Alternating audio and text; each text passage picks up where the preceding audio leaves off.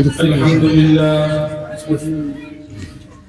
لله نحمده ونستعينه ونستغفره ونؤمن به ونتوكل عليه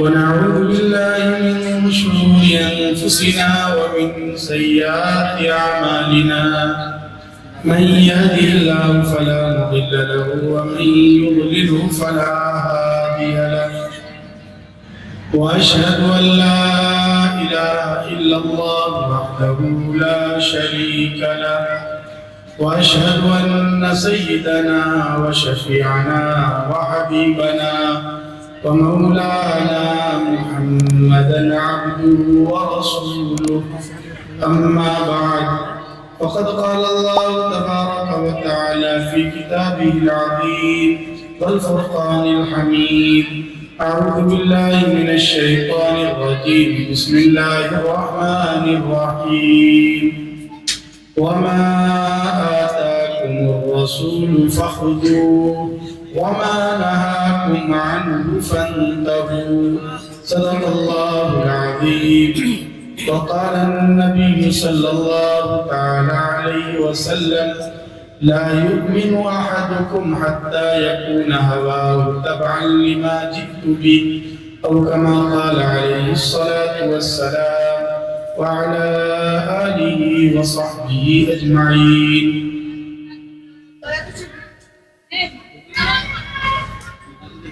آج کے اس دینی روحانی قرآنی اور اصلاحی پروگرام کے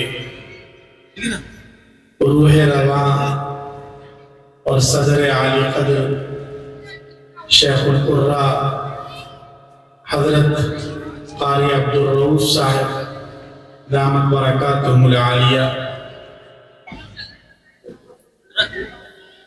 اسٹیج پر تشریف فرما گرامی قدر حضرات علماء کرام دانشوران ملت معزز سامعین بزرگوں دوستوں دینی بھائیوں عزیز بچوں اور پردہ نشین مائیں اور بہنیں، آپ حضرات ماشاءاللہ کافی دیر سے اچھے لب و لہجے میں خوشی کہانی کے ساتھ قرآن مقدس کی تلاوت سماعت فرما رہے ہیں۔ ہم سب کے مخدوم شیخ القراء حضرت قاری صاحب کی تلاوت کے بعد تو کسی چیز کا موقع رہ ہی نہیں جاتا۔ آپ کی جس طرح شاندار تلاوت ہوئی اسی پر اجلاس کا اختتام ہو جانا چاہیے،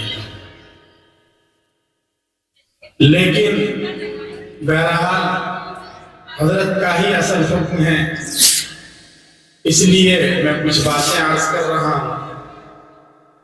اگرچہ یہ کرسیاں خالی ہو گئی ہیں اور بہت سے حضرات جا چکے ہیں، انہیں جانا بھی چاہیے، اچھا خاصا وقت ہو گیا ہے نا، سردی کا موسم ہے، اس لیے اگر یہ حضرات اٹھ کر یہاں سے چلے گئے آرام کرنے کے لیے یا دوسرے تقاضوں کی تکمیل کے لیے تو ان پر تعجب نہیں ہے۔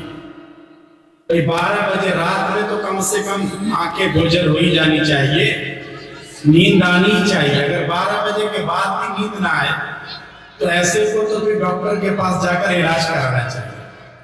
اس لیے جو چلے گئے ہیں ان پر تعجب کی بات نہیں ہے، تعجب تو آپ حضرات پر ہے کہ آپ حضرات سردی کے اس موسم میں بھی اتنی رات گزرنے کے باوجود یہاں جم کر بیٹھے ہوئے۔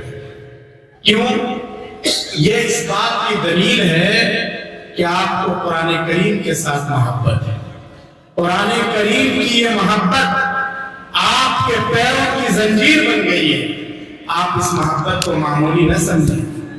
آج کی یہ رات ہو سکتا ہے ہمارے لیے نجات کا ذریعہ بن جائے، اور ظاہر ہے کہ ہم لوگ اس پروگرام میں شرکت بھی کیوں کر رہے ہیں؟ اور اس لیے کر رہے ہیں تاکہ ہمارا خدا ہم سے راضی ہو جائے، ہمارے لیے مغفرت کا فیصلہ ہو جائے۔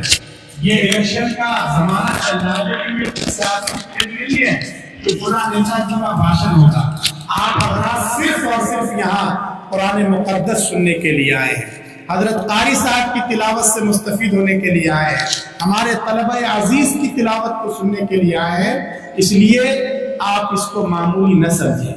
اور دیکھیے چاہے اس پروگرام میں اب شرکت کرنے والوں کی تعداد گھٹ گئی ہے, لیکن پھر بھی دنیا میں ہونے والے تمام پروگراموں کے مقابلے میں اس کی اہمیت اپنی جگہ پسند ہے. کیوں کہ بھائی کیوں؟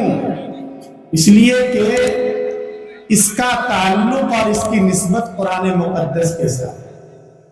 دیکھیے جو بھی قرآن کریم کے ساتھ جڑتا ہے وہ انمول ہو جاتا ہے, اس کا مہر بڑھ جاتا ہے. قرآن مقدس کس رات میں نازل ہوا؟ شب قدر میں. ارے سبھی حضرات جانتے ہیں اللہ تبارک و تعالی نے اس رات کو اتنا نوازا کہ اسے 1000 مہینوں سے افضل قرار دیا, کیونکہ اسی شب میں قرآن مقدس خاص انداز سے نازل ہوا. مہینہ کون سا تھا؟ ارے کون سا مہینہ تھا؟ رمضان المبارک کا مہینہ. تمام مہینوں میں رمضان المبارک کو فضیلت عطا کر دی گئی کیونکہ اس کی نسبت قرآن کریم کے ساتھ جڑ گئی. اسی مہینے میں قرآن مقدس نازل ہوا. اور دنیا میں بڑے بڑے شہر ہیں, ہمارا دہلی بھی ہے, نیو یارک ہے, اور یہاں کے شہر وہاں کے شہر بڑے بڑے شہر ہیں, لیکن ان تمام شہروں میں سب سے زیادہ فضیلت اور تقدس کن شہروں کو حاصل ہے؟ کون سے شہر سب سے زیادہ اہمیت رکھتے ہیں؟ یا تو مکہ مکرمہ یا مدینہ منورہ. انہی دونوں کو اہمیت حاصل ہے نا. کیوں؟ اس لیے کہ یہ وہ دو شہر ہیں جن شہروں میں قرآن مقدس نازل ہوا ہے. فرشتے بہت ہیں لیکن ان تمام فرشتوں میں حضرت جبریل افضل ہیں. کیوں؟ اس لیے کہ وہ قرآن مقدس کو لے کر آئے. انبیاء کرام علیہم السلام آئے, لاکھوں کی تعداد میں آئے, لیکن سب سے زیادہ فضیلت اور اہمیت جو حاصل ہے وہ سرور کائنات فخر موجودات صلی اللہ علیہ وسلم کی ذات گرامی کو, کہ آپ کے قلب اطہر پر یہ قرآن مقدس نازل ہوا ہے. تو جو قرآن سے جڑا, جس کی نسبت قرآن کی طرف ہو گئی, وہ انمول ہو گیا اور اس کی اہمیت بڑھ گئی. اسی طرح آپ کا یہ پروگرام, چاہے اس میں ابھی کم افراد ہیں, کم لوگ ہیں, لیکن اس کی نسبت کسی اور چیز کی طرف نہیں ہے, قرآن مقدس کی طرف ہے. اس لیے اس پروگرام کا کیا ہے؟ تو آپ یہاں کی شرکت کو, آج کی حاضری کو معمولی نہ سمجھیں. اور بڑی خوشی ہوئی ہمارے عزیز بچوں نے اور بچیوں نے جو قرآن کریم سنایا. اس سے اندازہ ہو رہا ہے کہ آپ حضرات کو اپنے بچوں کی فکر ہے. آپ اپنے بچوں کو نیک بنانا چاہ رہے ہیں, دیندار بنانا چاہ رہے ہیں. دیکھیے یہ ہم میں سے ہر ایک کی ذمہ داری ہے. اولاد ہمارے پاس امانت ہے. اگر یہ صحیح راہ پر نہیں رہے, بگڑ گئے, تو پھر ہماری بھی گردن ناپی جائے, ہم سے پوچھ گچھ ہو گئی. اس لیے ہمیں اولاد کی تعلیم اور تربیت کی فکر کرنا یہ ہم سب کی ذمہ داری ہے. آپ حضرات قابل مبارکباد ہیں, ماشاءاللہ آپ کو اچھا ماحول ملا ہوا ہے, آپ کے پاس اچھے مکاتب ہیں, مدارس ہیں, اور آپ ان سے جڑے ہوئے ہیں. علماء سے, قراء سے آپ کا تعلق ہے, دعوت و تبلیغ سے آپ کا تعلق ہے, دینی اداروں سے آپ کا تعلق ہے. یہ جب اس طرح کا ماحول رہتا ہے تو بچوں میں بھی دینداری آتی ہے, تقوی آتا ہے اور اللہ کا خوف آتا ہے. ورنہ یاد رکھیے, اگر ہم نے اپنے بچوں کو دیندار نہیں بنایا تو پھر ہوتا کیا ہے, کیا ہو رہا ہے؟ میں یہاں کی بات نہیں کر رہا ہوں, آپ دیکھ لیجئے سماج میں آگ لگی ہوئی ہے. کیوں؟ اس کی وجہ یہی ہے کہ وہاں کے بچوں کی تعلیم اور تربیت پر توجہ نہیں دی جاتی. جہاں بچے آزاد ہیں, گلیوں میں یوں ہی گھوم رہے ہیں, ماں باپ ان کو کنٹرول نہیں کر پا رہے ہیں. آپ دیکھیے جا کر, کم عمری میں یہ بچے, 12 سال کے یہ بچے, 13 سال کے یہ بچے ہمارے ہاتھوں سے پھسل جاتے ہیں. حق تو یہ ہے کہ 13 اور 14 سال کے یہ بچے تمباکو کھاتے ہیں, سگریٹ پیتے ہیں, ان سب سے بڑھ کر اس عمر کے نوعمر نوجوان نشہ کرنے لگے. حالانکہ نشہ کرنا یہ کتنا بڑا پاپ ہے. الخمر جماع الاسم.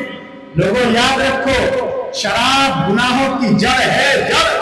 اس لیے کہ آدمی جب شراب پی لیتا ہے، نشے میں آ جاتا ہے، ہوش و حواس قابو میں نہیں رہتے، تو وہ دنیا کا بڑا سے بڑا پاپ کر سکتا ہے، کسی کا مرڈر کر سکتا ہے، کسی کے ساتھ اپنا منہ کالا کر سکتا ہے. اس لیے شریعت نے نشے کو بالکل حرام قرار دیا ہے. لیکن آپ اپنے سماج کی حالت کو دیکھیے، ہمارے نوعمر بچے، بلکہ اب تو لڑکیوں میں بھی نشے کی لت بڑھتی جا رہی ہے. آخر اس کی فکر کون کرے گا؟ حالانکہ نشہ، یہ شراب، یہ بھی گندگی ہے. اگر کپڑے پر پیشاب لگ جائے، اس کپڑے کے ساتھ آپ نماز نہیں پڑھیں گے. ایسے ہی مسئلہ یہ ہے کہ اگر شراب لگ جائے، وہ بھی کپڑا ناپاک، اس کپڑے کے ساتھ نماز نہیں ہوگی. قرآن کریم نے کہا یا ایھا الذین آمنوا انما الخمر والمیسر والانصاب والازلام رجس من عمل الشیطان. اے ایمان والو، بے شک شراب، خمر، عربی میں خمر کس کو کہہ رہے ہیں؟ شراب کو کہا جاتا ہے. اللہ فرماتے ہیں کہ یہ شراب یہ بہت گندی چیز ہے.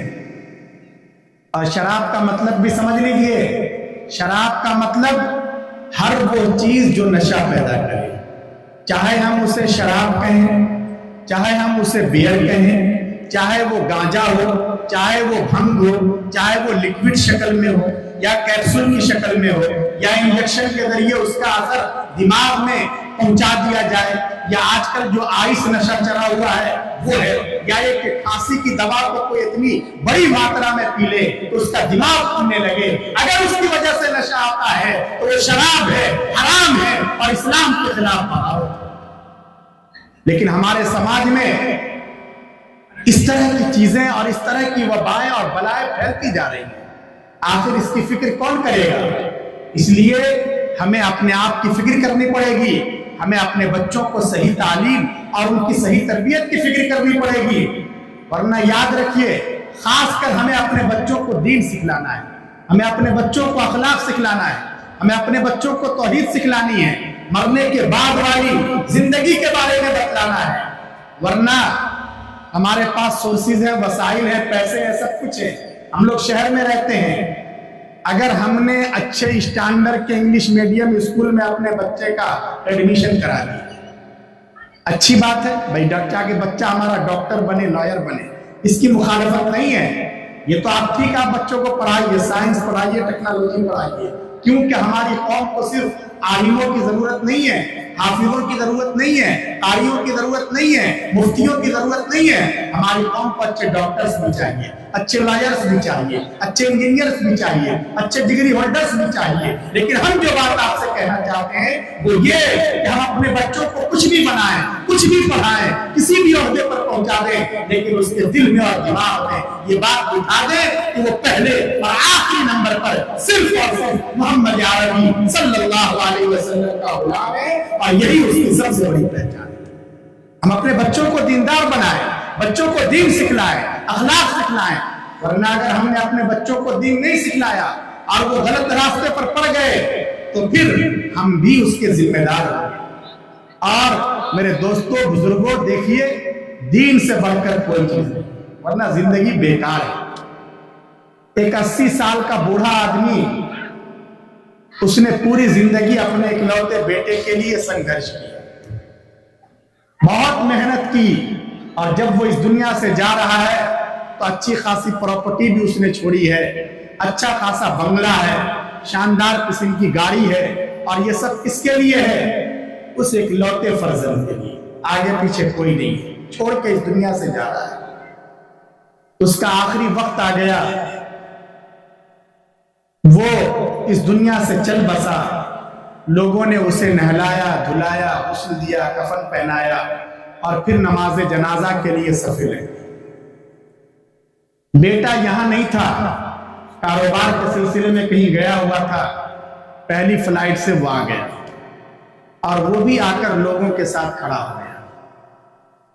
لوگ جنازے میں صفے لگا رہے ہیں، لیکن اس لاڈلے بیٹے نے چونکہ دین سیکھا نہیں، مکتب میں مدرسے میں کبھی پڑھا نہیں، امام صاحب سے علماء سے بزرگوں سے کبھی تعلق رہا نہیں، اس نے کبھی جماعت میں اپنا وقت لگایا نہیں، اس لیے اس لاڈلے بیٹے کو یہی پتہ نہیں ہے کہ ابا میاں کی نماز جنازہ میں کون سی دعا پڑھنی، اسے یہ بھی پتہ نہیں ہے کہ نماز جنازہ کے لیے وضو کیسے کرنا ہے، بس وہ ایسے ہی جوتا پہن کر کھڑا ہو گیا صف میں۔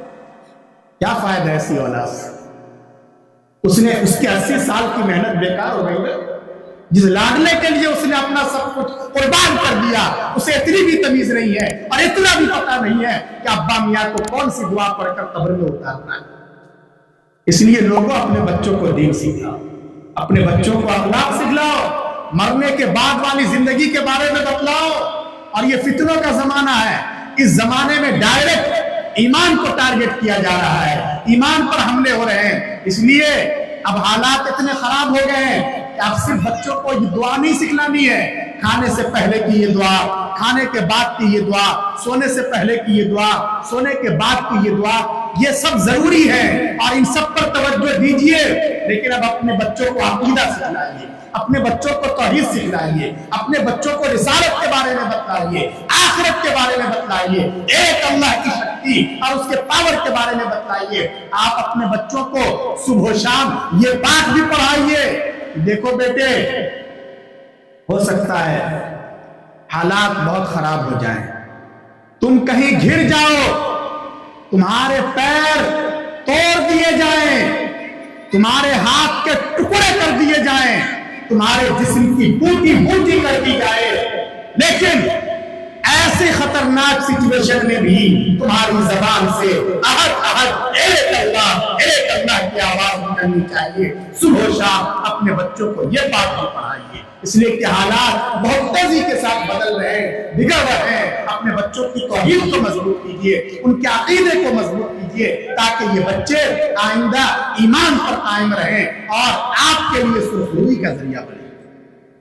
تو اس کی بہت زیادہ فکر کرنے کی ضرورت ہے۔ اگر ہمیں اس وقت اپنے سماج کی اصلاح کرنی ہے تو ہمیں اس کے لیے شروعات تعلیم سے کرنی ہے، ہمیں اپنے بچوں کو پڑھانا ہے، انہیں اچھا انسان بنانا ہے، اچھا مسلمان بنانا ہے۔ پھر دیکھیے ماحول میں کیسی تبدیلی آتی ہے اور کیسی تبدیلیاں۔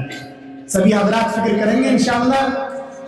وقت چونکہ بہت ہو چکا ہے، اس لیے میں اب اپنی بات کو ختم کر رہا ہوں، ورنہ کہنے کے لیے عرض کرنے کے لیے بہت کچھ ہے۔ ہم میں سے ہر ایک یہ چاہتے ہیں نا کہ ہمارا بچہ نیک بنے، اس کے لیے 2 کام کرنے ہیں۔ کتنے کام؟ کتنے کام کرنے ہیں؟ 2 کام کرنے ہیں۔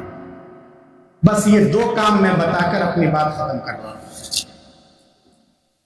اگر ہم یہ چاہتے ہیں کہ ہمارا بچہ نیک بنے، ہمارے سماج کا سدھار ہو، ہمارے بچے آنکھوں کی ٹھنڈک بنے، تو اس کے لیے ایک کام یہ کرنا ہے کہ ہم یہ فکر کر لیں کہ ہمارے بچوں کے پیٹ میں جو لقمہ جا رہا ہے، جو کھانا جا رہا ہے، وہ حلال ہو، پاکیزہ ہو، صاف ستھرا ہو، شبہ والا مال نہ ہو، سود اور انٹرسٹ کا پیسہ نہ ہو۔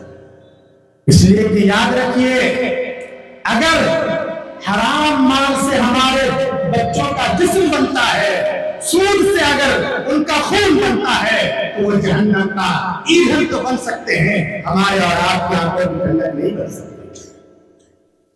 اس لیے سب سے پہلے اپنی انکم کے سورسز کو دیکھیے، پیسہ آخر گھر میں آ کہاں سے رہا ہے؟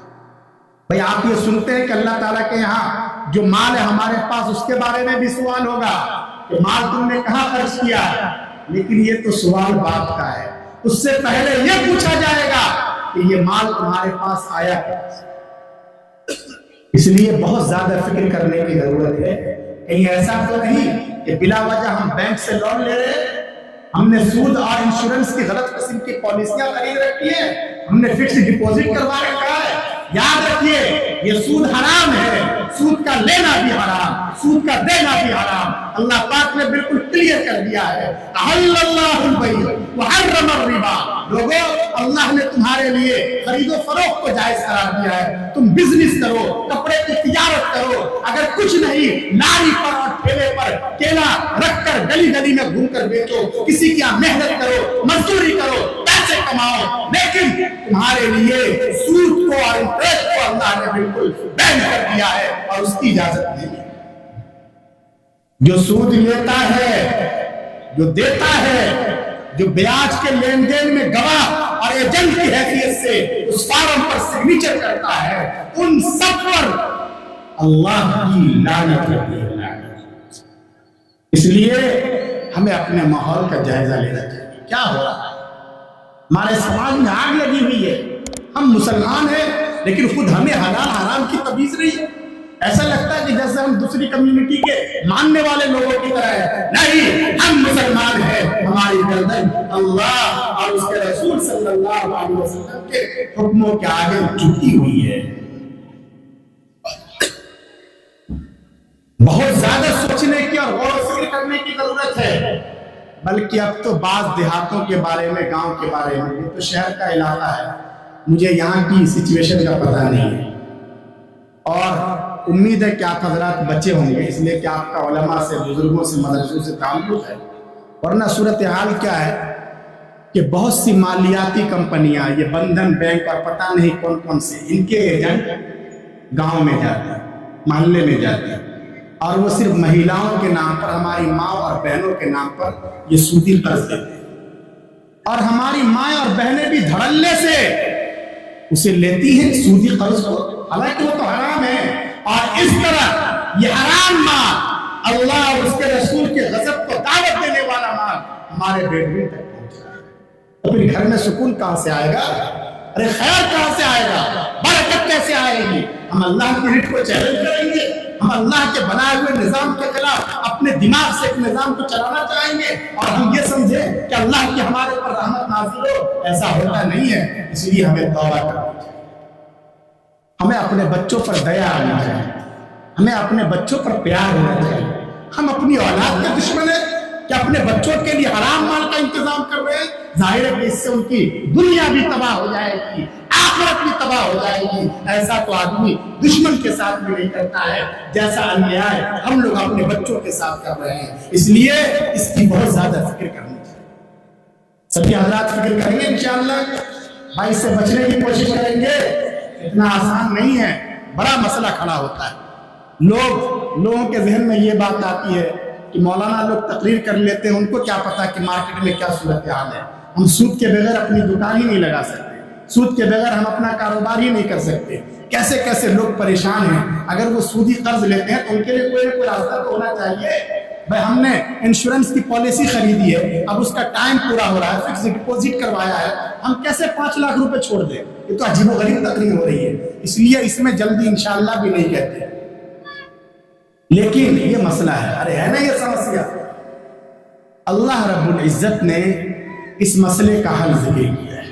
بھئی اللہ کے وعدوں پر یقین ہے نا. اللہ نے فرمایا کہ تمہاری ان تمام مجبوریوں کا ہمیں علم ہے, لیکن ایک بات یاد رکھو, اگر تم میرے بندے ہو اور میری بات ماننا چاہتے ہو, وَمَن يَتَّقِ اللَّهَ يَجْعَلْ لَهُ مَخْرَجًا, کہ دیکھو جو اللہ سے ڈر کر اس حرام کام سے توبہ کرے گا, اپنے آپ کو بچانا چاہے گا, ہم اسے ضائع اور برباد نہیں ہونے دیں گے. جو اللہ سے ڈرے گا اللہ اس کے لیے راہ کھولے گا. اور اگر وہ اللہ کو راضی کرنے کے لیے یہ حرام اور ناجائز پیسہ چھوڑتا ہے, وَيَرْزُقْهُ مِنْ حَيْثُ لَا يَحْتَسِبُ, تو اللہ اسے ایسی جگہ سے دیں گے جہاں اس کا دماغ بھی نہیں گیا. اس لیے لوگوں اللہ کے وعدوں پر یقین کرو. دیکھو صرف دنیا کی چیزوں میں مزہ نہیں ہے, خرافات میں مزہ نہیں ہے, گناہوں میں مزہ نہیں ہے, طاعت میں, بندگی میں, نیکی کے کاموں میں بھی بڑا مزہ آتا ہے. 3 بجے رات کے آخری پہر میں سونے میں کتنا لطف آتا ہے. ہمارے بہت سے نوجوان اس وقت بھی موبائل چلاتے ہیں اور نہ جانے کیسی کیسی حرکتیں کرتے ہیں, لیکن اسی میں مزہ نہیں ہے. نوجوانوں کبھی 3 بجے شب میں اٹھ جاؤ, ٹھنڈی کے اس موسم میں وضو کرو, مصلی بچھاؤ, 2 رکعت 4 رکعت نماز پڑھو, फिर अपने खुदा के सामने हाथ फैलाओ, आंखों से आंसू बहाओ, देखो कितना मजा आता है। ताज्जुब होगा कि लोग सो रहे हैं, इसलिए ताज में और बंदगी में भी मजा है। हमारे यहाँ शादियां होती हैं, शादी में क्या है, खुराफात होती है, डीजे बजाए जाते हैं, नाच गाने होते हैं, तड़पते हैं लोग। हद तो यह है कि हमारी गैरत मारी जाती है, बेपर्दगी के साथ वीडियोग्राफी होती है और उसके जरिए हमारे घर की इज्जत बाहर तक जाती है, लेकिन हमारे ऊपर इसका एहसास तक नहीं होता। और हम समझते बहुत अच्छी शादी हो रही है, खुशी का मौका है, बारात की रेल पेल ऐसी कि यहाँ से 5 किलोमीटर दूर तक गाड़ियों की लाइन लग जाए, उसमें साहब सलामत भी हो, प्रशासन के लोग भी हो, MP साहब भी हो, विधायक जी भी हो, तो हमारे जहन में आता है कितनी अच्छी शादी है। आका सल्लल्लाहु अलैहि वसल्लम ने फरमाया, नहीं ये तुम्हारी भूल है, ये अच्छी शादी नहीं है। देखो सबसे अच्छी शादी तो वो है, सबसे कामयाब निकाह वो है जो कम से कम बजट वाला, जिसमें कम से कम खर्च हो। शादी में बड़ा मजा है। हमने घर में इससे पहले 10 निकाह किए हैं, खुराफात के साथ, गाने बजाने के साथ, शरीयत के हुक्मों की खिलाफ वर्जी के साथ। अहद कीजिए कि इंशाअल्लाह आइंदा एक शादी हमारे घर में सुन्नत के मुताबिक हो। भाई अहद करते हैं इंशाअल्लाह, देखिए उसमें भी कितना मजा आता है। मस्जिद में निकाह करके देखिए, और खासकर अगर हमारी माएँ और बहनें सुन रही हो तो वो इसमें अपना बड़ा किरदार अदा कर सकते। कभी गार्जियन चाहने के बावजूद नहीं कर पाते, अब्बा मियाँ चाहते हैं, लेकिन अगर घर की खवातीन का ताउन होता है, अगर वो ये ठान लेती हैं कि नहीं किसी तरह की कोई खुराफात नहीं होगी, किसी तरह की लेन देन नहीं, किसी तरह का गाना बजाना नहीं होगा, तो फिर देखिए कितनी सादगी से निकाह हो सकता है। इसलिए उन्हें खास तौर से ये ठान लेना चाहिए। तो बहरहाल अगर हम अपने बच्चों को नेक बनाना चाहते हैं तो सबसे पहले इसकी फिक्र करनी है कि बच्चों के पेट में जो लुकमा जाए वो लुकमा हलाल हो, साफ हो। एक काम हमें ये करना है। दूसरा काम, अगर हम ये चाहते हैं कि हमारे बच्चे नेक बने, तो दूसरा काम हमें ये करना है कि हम खुद नेक बन जाएं। क्या करना है? खुद नेक बनना पड़ेगा। देखिए, माँ बाप के अखलाक का, कैरेक्टर का बच्चों के ऊपर बहुत ज्यादा असर होता है। बाप ये सोचे कि मैं तो रात जब बीत जाती है तब मोबाइल पर नंगी फिल्में देखता हूँ, वीडियो गेम जो आजकल चला हुआ है, जुआ और सट्टेबाजी, ये सारी हरकतें मैं उस वक्त करता हूँ जब बच्चे सो जाते हैं। कभी अगर मुझे नशा करना होता है तो यहाँ नहीं, कहीं और चला जाता हूँ, बॉर्डर क्रॉस करके हरियाणा में चला जाता हूँ, वहां मैं करता हूँ। इसलिए मेरे बच्चे पे कोई असर नहीं पड़ता होगा। नहीं, ये उस बाप की भूल है। बाप अगर चाहे रात के अंधेरे में करे या दिन के उजाले में करे, इस शहर में करे या उस शहर में करे, उसका असर और उसका इफेक्ट उसके बच्चे पर पड़ना जरूरी है, पड़ेगा ही। इसलिए खुदा के वास्ते हम अपने लिए न सही, कम से कम अपने लाडलों के लिए, अपने बच्चों के लिए, अपनी बच्चियों के मुस्तकबिल को बचाने के लिए गुनाहों से तौबा करें कि हम झूठ नहीं बोलेंगे, हम किसी को धोखा नहीं देंगे, हम किसी को परेशान नहीं करेंगे, हम नमाजों का एहतमाम करेंगे, हम कुरान करीम की तिलावत करेंगे, इसलिए कि हमारी नेकियों का असर हमारे बच्चों पे भी पड़ेगा। माँ बाप नेक होते हैं तो अल्लाह तबारक व तआला बच्चों को आबाद रखते हैं, शादाब रखते हैं। जितने बड़े बड़े अकाबिर हैं और जितने बड़े बड़े हजरात हैं, खाब इमाम बुखारी रहमतुल्लाहि अलैहि हो, शेख अब्दुल कादिर जिलानी रहमतुल्लाहि अलैहि, ख्वाजा मोइनुद्दीन चिश्ती अजमेरी रहमतुल्लाहि अलैहि, हजरत नानोतवी, शेखुल हिंद मौलाना महमूद हसन देवबंदी, हजरत मदनी अली रहमा, मौलाना इलियास साहब कामलवी रहमतुल्लाहि अलैहि, ये सब जो नेक बने हैं, इनकी नेकी के पीछे इनके वालिद का भी किरदार था और इनकी वालिदा का भी किरदार था। इनकी माएँ बड़ी नेक थी, माएँ झूठ नहीं बोला करती थी, माएँ गीबत नहीं किया करती थी। आजकल के हमारी बहू बेटियों की तरह नहीं है कि नई नवेली दुल्हन है, शादी को पहला साल है, लेकिन जैसे ही घर के काम काज पूरे हुए फौरन बेडरूम में जाएगी और तेजी के साथ मोबाइल के स्क्रीन पर उसकी उंगलियां हरकत करने लगेगी। कहीं अल्लाह अल्लाह नहीं करना है, नमाज नहीं पढ़नी है, तिलावत नहीं करनी है, जितना वक्त है बस मोबाइल में ही सर्फ हो रहा है, बर्बाद हो रहा है। याद रखिए, अगर یہ مائیں باکردار نہیں ہوتی ہیں، بغیر پردے کے شاپنگ کے لیے جاتی ہیں، ہر وقت ہر قسم کے پروگرام دیکھتی ہیں اور سنتی ہیں، تو ایسے ماں کی کوکھ سے جو بچے جنم لیتے ہیں اور ایسے ماں کی چھاتی سے جو بچہ دودھ پیتا ہے، عام طور سے وہ شیطان ہوتا ہے، اچھا انسان نہیں ہوتا۔ اس لیے ماں کو بھی اپنا کردار صحیح طریقے سے ادا کرنے کی ضرورت ہے۔ باپ بھی اپنی ذمہ داری کو سمجھیں، اگر ماں باپ نیک ہوں گے تو اللہ تبارک و تعالیٰ ان کے اولاد کو ضائع اور برباد نہیں ہونے دیں گے۔ تو سبھی حضرات اس کی فکر کریں گے انشاءاللہ۔ وقت کافی ہو گیا، اس لیے میں ایک بار پھر آپ سبھی حضرات کو دل کی گہرائیوں سے مبارکباد پیش کرتا ہوں۔ میں ان عزیز بچوں اور بچیوں کو مبارکباد پیش کرتا ہوں جنہوں نے خوشی لہانی کے ساتھ اچھے لب و لہجے میں قرآن مقدس کی تلاوت کی ہے، اور آپ حضرات کی جو فکر ہے اور ظاہر ہے کہ میں وہ بچے بھی قابل مبارکباد جنہیں سرٹیفکیٹ ملا، لیکن اس سے زیادہ قابل مبارکباد کون ہے؟ ان کے والدین ہیں قابل مبارکباد۔ اس لیے کہ فتنوں کے اس زمانے میں اپنے بچوں کو دیندار بنانا، اپنے بچوں کو قرآن پڑھانا، اپنے بچوں کو علم تجوید کی مشق کرانا، یہ بڑے دل گردے کا کام ہے۔ اس لیے ان کے والدین قابل مبارکباد ہیں، اور اس سے زیادہ ان بچوں سے زیادہ اور ان کے والدین سے زیادہ کون ہے قابل مبارکباد؟ ارے کون ہے؟ ان کے استاد محترم، کیا نام ہے قاری صاحب کا؟ مولانا قاری فیضان صاحب، اور جو دیگر اساتذہ ہیں۔ بھائی ماں باپ تو کیا کرتے ہیں؟ بچوں کو لا کر مدرسے اور مکتب کے حوالے کر دیتے ہیں، قاری صاحب کے پاس بٹھا دیتے ہیں۔ کبھی آپ بچوں کو مشق کرا کے دیکھیے، یاد کرا کے دیکھیے، ایک دو سورت یاد کرائیں گے پسینہ چھوٹ جائے گا، ایک دعا یاد کرانے میں کئی دن لگ جاتے ہیں اور یاد نہیں ہوتا۔ لیکن یہ اساتذہ ہیں جو رات دن ان بچوں پر محنت کرتے ہیں، ان کا لب و لہجہ درست کرواتے ہیں، انہیں سنوارتے ہیں، انہیں بناتے ہیں، انہیں ڈانٹتے ہیں، تب جا کر یہ اس قابل ہوتے ہیں کہ اسٹیج پر شیخ القرآن کے ہاتھوں انہیں سند ملتی ہے اور انہیں اعزاز سے نوازا جاتا ہے۔ بدلے میں ہم انہیں کیا دیتے ہیں؟ کچھ بھی نہیں۔ دنیا میں جو ایک عام مزدور ہے، اس کی مزدوری بھی ہم اپنے ان اساتذہ کو تجوید اور قرآن کریم پڑھانے والوں کو نہیں دیتے، اور یہ اس کے لیے پڑھاتے بھی نہیں ہیں، ان کی محنت اس کے لیے نہیں ہے، یہ انبیاء کے وارث ہے۔ ان کا وہی نعرہ ہے، انبیاء کا نعرہ تھا، وَمَا أَسْأَلُكُمْ عَلَيْهِ مِنْ أَجْرٍ إِنْ أَجْرِيَ إِلَّا عَلَىٰ رَبِّ الْعَالَمِينَ۔ لوگوں ہم تم سے کوئی معاوضہ نہیں چاہتے، ہمارا معاوضہ تو ہمارا رب العالمین ہی دے گا۔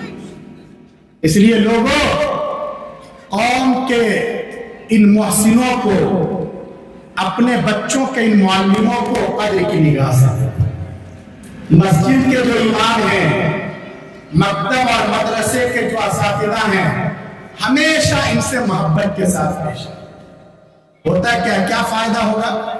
ارے آخرت تو بنے گی ہی، دنیا میں بھی اس کے اثرات آپ محسوس کریں۔ دیکھیے تجربہ یہ ہے کہ جو لوگ اپنے گاؤں محلے کی مسجد کے امام سے تعلق رکھتے ہیں، ان سے محبت کرتے ہیں، ان کا خیال رکھتے ہیں، ان کی غیبت نہیں کرتے، ان کی ٹانگ کھینچنے کے پیچھے نہیں پڑے رہتے، اللہ اس محبت کی برکت سے ان کی نسلوں میں علماء ربانیین پیدا کرتے ہیں۔ دیکھ لیجئے بہت ساری مثالیں مل جائیں گے۔ دادا جان انگوٹھا چھاپتے، انگوٹھا چھائے، سگنیچر بھی نہیں کر سکتے، کچھ نہیں آتا تھا، لیکن گاؤں کی مسجد کے امام کے سامنے ہمیشہ ادب اور محبت سے پیش آتا تھا۔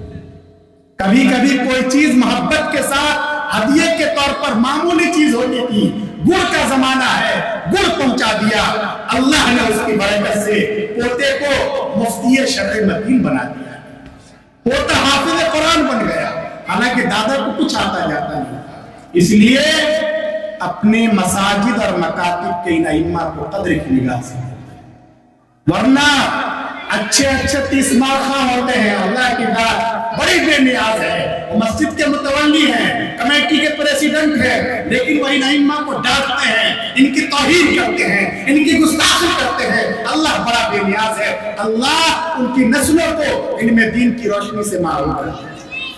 اللہ کسی کا محتاج نہیں ہے، اس لیے لوگوں ان ائمہ کو قدر کی نگاہ سے دیکھو۔ میں دل کی گہرائیوں سے مبارکباد پیش کرتا ہوں حضرت قاری صاحب کو، اور ظاہر ہے کہ قاری صاحب کا جو یہ فیض ہے ہمارے حضرت مخدوم گرامی کا فیض ہے، تو حضرت والا قابل مبارکباد ہیں.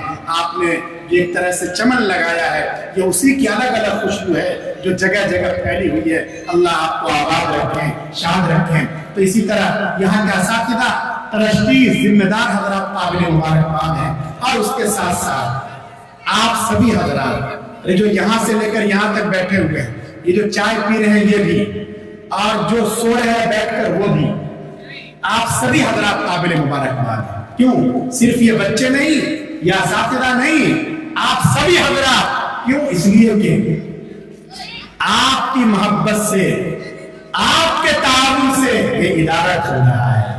یہاں حفاظ تیار ہو رہے ہیں، قرہ تیار ہو رہے ہیں، اسلام کی سرحدوں کی حفاظت کرنے والے اسلام کے سپاہی تیار ہو رہے ہیں. ضرورت اس بات کی ہے کہ علماء کے ساتھ، صلحاء کے ساتھ، دارالعلوم دیوبند کے ساتھ، جمعیت کے ساتھ، دعوت و تبلیغ کے ساتھ، اپنے بزرگوں کے ساتھ، اپنے مدرسے کے ساتھ، اپنے ادارے کے ساتھ آپ کا یہ تعلق اور زیادہ مضبوط ہو، مستحکم ہو. اللہ مجھے بھی توفیق دیں، آپ حضرات کو بھی توفیق عمل سے نوازیں. آمین. وآخر دعوانا الحمدللہ رب العالمین. آپ کی دعا ہوگی، لینا آپ کی ہوگی.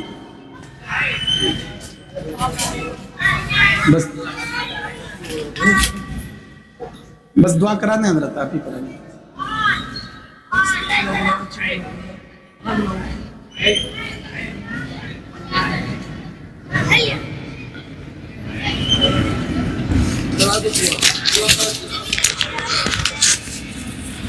دعا کرا. بسم اللہ الرحمن الرحیم.